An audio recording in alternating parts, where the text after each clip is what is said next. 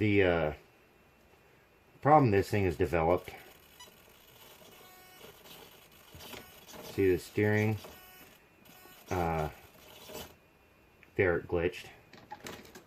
You see the wheel is full lock. The potentiometer in the controller has gone bad.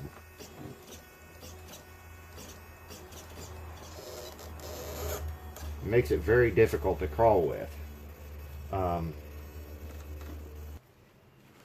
This Spektrum dx5c, got it at Eugene Toy and Hobby, $129.99. Comes with a 6-channel. You got to watch which one you're buying. There's a dx5c that is same radio, but only comes with a 4-channel receiver for $109. But the receivers themselves are like $80, so that wasn't an option. It might not be an option for quite a while. Well,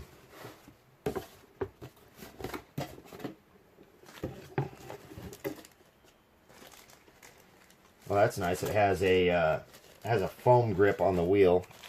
Instruction manual, servo mounting, or not servo, receiver mounting tape, and bind plug.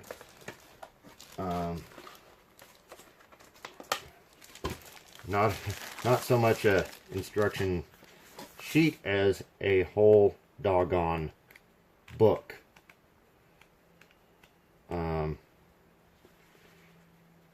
Let's see how far it goes before it changes languages. English at 21, 22 is in German. So you got 21 pages of very fine print. Hope my eyeballs hold out long enough to read through that manual. But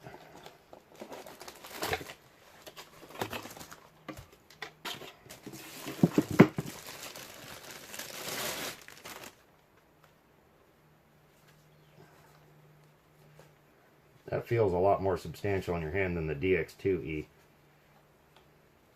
A, B, C, D.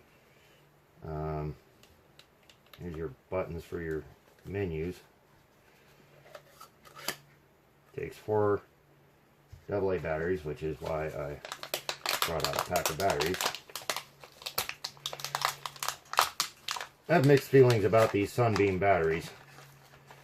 Go through a lot more of them than I do like Duracell, Energizer, Eveready, but they're only $1 for an 8-pack. So I don't know if I'm saving money or not, but it feels like I am.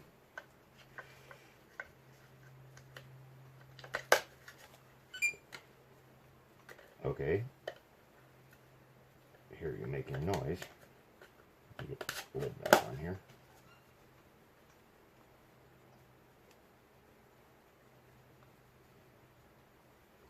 What goes in here?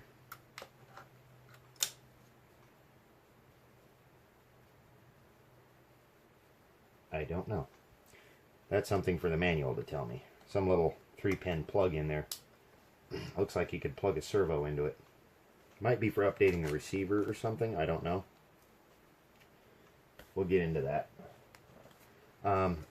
But yeah. Oh. A, B, C, D, E, F.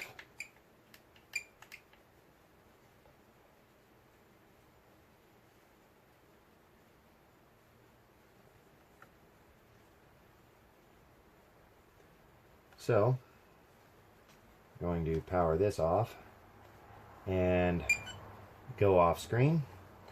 And I'm going to open the receiver box on the TRX4. And I'm going to read the manual. And once I have this plugged in, I will be right back with you guys.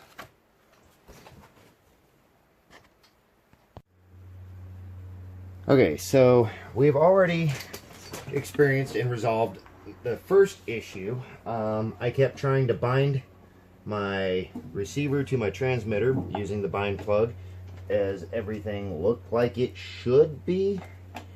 However, every time I tried to bind it, I was getting bind failed appearing on the screen. And quick call to Horizon Hobby Tech Support. Found out why. You need to be, if you're too close between your transmitter and receiver, it will not bind. So I actually had to get about 6 feet of distance between the receiver and the transmitter for the receiver to bind. Now we're going to start assigning auxiliary channels. I have the TRX4 up on the box here as a workstation because my suspension is a little too tall for my RC workstation. Okay, welcome back everybody. It's been 2 days since I started this video. I was having issues turning off the AVS system. I had to do some research and get that figured out so I could show you guys what to do and walk you through it without having to have you watch me fumble through and be frustrated and use not so family-friendly YouTube channel appropriate language, if you know what I mean. So had something really cool happen. Picked it up in the mail today. I entered a contest for most busted RC competition, and my submission of my two-wheel drive Traxxas Smash that when my wife and I were out bashing, traction rolled it onto a side over by my car. This car that had been pulled into the parking lot and watching us run pulls over, runs over my car, takes off. And the only thing that stopped me from going and doing something foolish is the fact that my wife is disabled and was too far from the car to be able to get into the car with her RC before they were gone. But anyway, it's complaining about being inactive. So anyway, what I got in the mail today was my winning from the contest. It was this cool RCBC Bashers and Crashers t-shirt and some stickers. Say RCBC. Way cool. Gonna put them on some of my future builds. Good looking out, RCBC. Gonna be following in your footsteps and gonna be doing some giveaways and stuff in the future once my channel gets over 10,000 views. We're about 7,500-ish right now. So you know, gonna try to give back to some of our viewers. So anyway, I'm gonna get you up on the tripod, get the shell off of this thing, get the receiver box open, and we'll walk you through what I had to do to make this work on the TRX4. So some of you may have already seen the video on it, but did a cool no plug lighting setup on this. Body lights on, body lights off, body lights on, off. So much easier. Like I said in the video I posted earlier, contacts, springs on the body mounting post. Covered that in the video I posted earlier of how to fit this body to this truck, which was actually probably the most difficult body mount. Wheelbase is perfect, but all of this was not. Had to move my receiver box, move my ESC, and then tuck all of my battery and everything, all my battery wires and everything up front, because I am running a full interior in here. And it actually goes down pretty deep in the body. So I also had to remove the rock sliders, repurpose some of the holes for the rock sliders. But anyway, I digress. I posted that in an earlier video, so we'll pop the lid off this receiver box. So, the dx5c and the dx2e Spektrum that came with the Vitera Ascender both only had a single bind plug included in the package. So if you buy the dx5c and you do not want the AVS, which is assisted vehicle stability, you're going to need a second bind plug. A lot of you are already going to have one. I did. The reason why, you end up leaving a bind plug in here. So the way this is done, obviously steering is channel 1. So that fat wire is going to my Savox servo. 2 coming from my Mamba X, which is your throttle channel. Okay, I put aux 1 to one of my lockers, aux 2 to another one of my lockers, aux 3 is going to my shift servo, and it also has a separate lead going into the signal wire on aux 3 that is my aux wire for my Mamba X ESC, which I have programmed to it's programmed to adjust drag brake settings, which in my case, in high range, 0 drag brake. So the AVS on this is so invasive on a crawler that it makes it uncrawlable. You get it has a gyro in here, and if you get like in some crazy position, it will not let you drive further into it. You let off the controls and everything, and it will automatically throttle you backwards and turn you out of the obstacle. It'll basically just turn your wheels and try to drive you back flat in reverse, or it will turn them and try to drive you down frontwards, which totally screws you up. But it will not allow you, no matter what, full throttle, it will not go. Will not climb any further beyond a point. So the way you disable that is aux 4 is also labeled, it's labeled aux 4 disable. And the last one here that I have my lights plugged into is bind battery. So you actually need to put a bind plug in both of those. And then when you have that in both of those, you power up the vehicle. And then on your controller, click your thumb wheel, come into main screen or menu, come down, bind, and frame rate.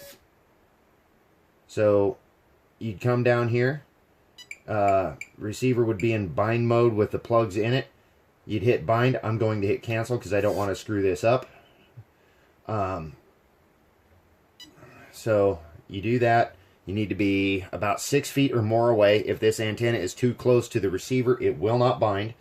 After you're bound, if you have your AVS disabled, your receiver will flash like mine at a slow flash. If it stays on steady, the AVS is still active, and you're going to need to repeat the process until that starts blinking slow, at which point remove the, or turn that off, remove the bind plug out of the bind battery slot, and then plug it back in, or turn the vehicle back on.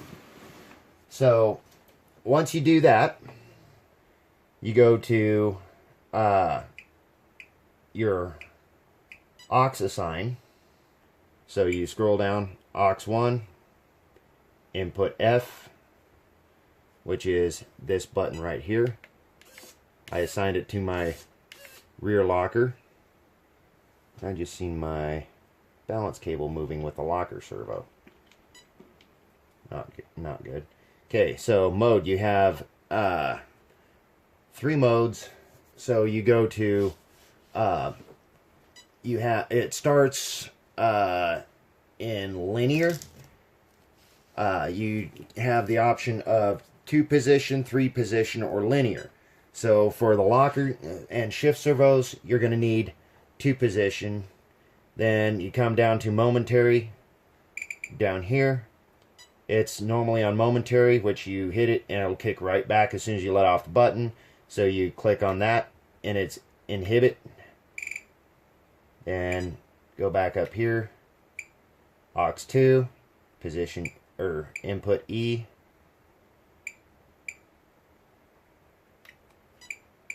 To position, cyclic inhibit, momentary inhibit, back up, aux 3. I've got on position D, which is up here. That's my shift servo from high to low range. Once you're done with that, get them all to position. Momentary and cyclic inhibited on all of them. Then you can come up to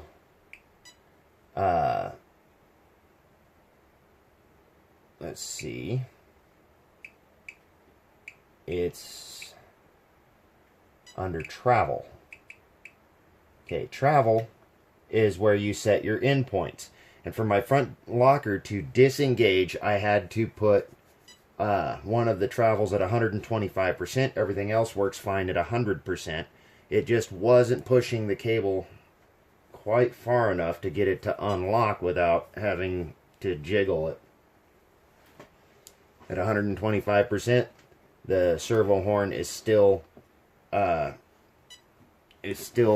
not under full spring load. There's not a lot of tension on it, but it's enough that it disengages the locker reliably.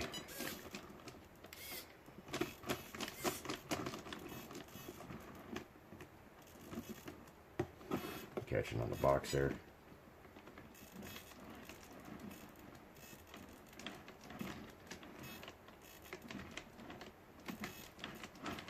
But so once you get your endpoints where you want them, go back to menu. I went to speed, and I've got my steering speed at 25%.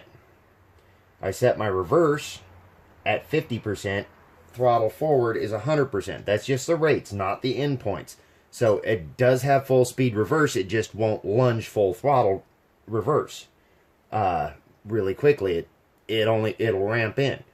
So the reason I went with 25% on the steering rate, or steering speed, more scale. It's not all twitchy. No matter how quick you turn it, that's all you got. But it is still, that Savox servo is still putting out its full torque. I mean, you can see the truck is setting on it easily, pretty much just picking the truck up. It doesn't even feel this thing now. I've taken it out a couple of times after getting this set up. Posted a video, or I'm posting a video here, it'll probably upload just before this, of me taking the crawler course down at the local hobby shop. Anyway, this has some really cool features, being able to independently control the front and rear lockers. It's, you know, it just works so much better than the factory radio that, you know, even though at 100 and, well, how much was this thing? Oh yeah, box is right here. $129.99 with the 6-channel receiver. You know, install on this, you know, the install was easy. The setup to get rid of the AVC was rather frustrating, but once I got it deactivated and understood that I have to leave the second bind plug in the disable circuit or it will come back on. I was having issues with programming because if I tried to disable the AVS in the controller, it would take over auxiliary 1 and 2 because it uses those to send feedback to the controller to help control the vehicle. So it wiped out the channels that I needed for my lockers. So once I got all that figured out, got it set up, it's been no problems. It drives so much nicer. I don't know what the range on it is. It's way more than I need for the TRX4, even with the receiver antenna wrapped up and inside the box. You know, I'm super happy with this radio. I mean, at $130 for a modern Spektrum 5-channel, man, I've got no complaints. Yeah, this is how I shoot my videos. The camera usually clips in right there. You know, I say, you know, I'll keep checking in every once in a while, let you guys know if this thing has developed any issues, but I don't foresee it having any problems. I mean, Spektrum got big because they tend to give you a pretty decent product from what I understand. This is only my second Spektrum radio. My first one, not so impressed with the feel of it, which was the dx5c. Plastic thumb wheel for steering and everything. It was just, it just felt cheap. It didn't feel toy grade, but it felt cheap. But considering it's a, you know, just a stock radio that comes with RTR vehicles, you know, they produce it as cheaply as they can. It didn't have any problems. It's just the feel of the throttle was not as precise as it is with even a Traxxas. TQI was not, it's nowhere near as precise as a dx5c. So, you know, I can't knock Spektrum for that. This dx5c is backwards compatible with DSM2 and DSM. It comes with a DSMR receiver. It is backwards compatible with DSM2. So there are a ton of surface receivers out there that you can run inexpensively. I'm liking this radio. You know, I tentatively right now I would recommend the hell out of it. But that's that. You know, guys, get out there. Sorry I'm so long-winded. You know, I like talking RCs. But if you have any questions, shoot me a comment, and I'll get back to you as soon as I can with an answer. If I can't find an answer, I'll tell you I can't. You know, hit that like button, hit the subscribe button, help me make this channel grow. When we hit 10,000 views, going to start doing drawings for parts. Won't be anything big ticket like I said in my other video, because, you know, I'm just a poor working guy. I change truck tires for a living. I do also spend a fair amount of my own money, and I have people who donate some parts. Couple of people have donated mostly complete RCs for my Hobbies for Veterans programs. We call it RC therapy. Gives disabled combat veterans a hobby grade RC. So far it's mostly been Traxxas. We've got one HPI that just about there on. I need to get more batteries and chargers. Mostly I hook these guys up with nickel metal hydride, so until they get better into the hobby, they don't burn their house down. But gives them something to focus on, something to enjoy, bring a little joy to their lives, show them that we appreciate their sacrifice for us. But anyway, we do that too, so just get out there, enjoy the hobby. Share any of my videos you like. Help me make this channel grow. Help us get as many subscribers as you can. It'd be much appreciated, and it'll help our cause with the veterans and everything else. Once the channel's monetized, we only need about 2,500 more views so before we can start getting paid for the channel, and I'm going to dump every cent of that into the veteran builds. That's my goal with getting monetized, is to fund the veteran builds. That way I can afford to do more. I'm still going to put in my own money and a lot of my own time, but any of the YouTube money coming in will go straight to the veteran cars. So instead of me having to build them cars and try to get people to donate batteries, I'll be able to just possibly order them off of Amazon or eBay or whatever and give them all new shit. But anyway, you guys are great. You know, I'm just so stoked about, you know, the the support I've been receiving, about how my channel's grown this far in just a few short months. Y'all are awesome. Get out there. Enjoy the hobby.